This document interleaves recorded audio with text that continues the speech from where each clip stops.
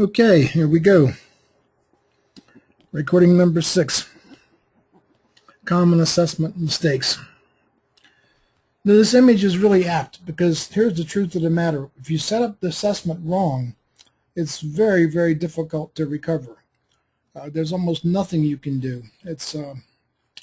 You can zero everything out and do it over again. And what usually happens almost every time we do it wrong is because we wanted to please a customer and do what they wanted. I'm going to tell you right now, stay in process. Biggest single mistake is people want to, either because they think it's more interesting or the leader wants a perspective of everybody, or they want to save money, they'll bundle multiple teams with multiple leaders into one assessment. The problem with this is you blend together the results. So you might have a team with one color benchmarking, another team with another. This is like when you were a little kid and stirred primary colors together and made yellow, green, and red into gray. This doesn't work.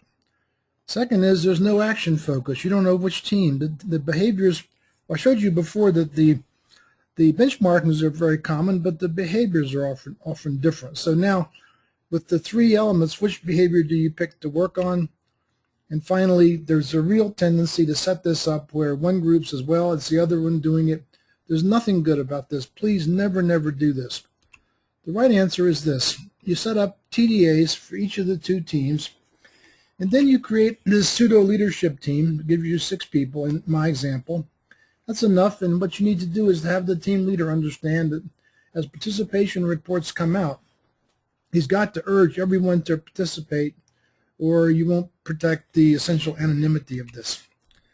You get data for each team. You can see exactly what to do. You get a focus for action. You know what action items are for each of the 3 teams. And there's very difficult to blame, at least across the team interface, because each team's data is separate. I hope this makes sense to you. Another mistake that I encountered fairly recently, a team leader wanted a TDA. He was out of the country. I couldn't help him. A new provider set it up and briefed the TDA report. He's a great guy, didn't have a lot of experience, and got a lot of resistance from the blues on the team and was unable to complete it. And what emerged was that where the team leader always wants to have a team, this in fact was not a team. These people were Australian, they're all over the country.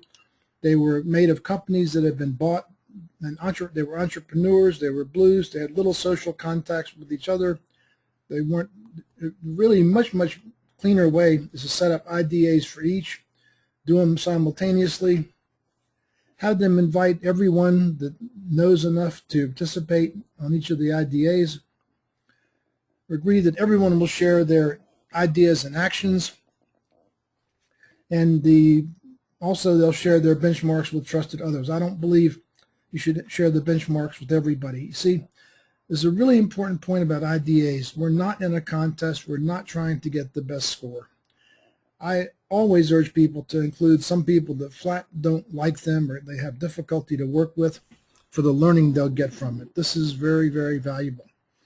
So a low score does not mean anything to me except we don't know how to interpret it, and it could very well be they've done exactly what we asked them to, which is resist the urge to put in people that they know like them. Those are the 2 most common errors, and now we'll go on to something I've already animated and spoken to before, but I'll do it again, our 3-day workshops. Hope you enjoyed this, and have a great day wherever you are.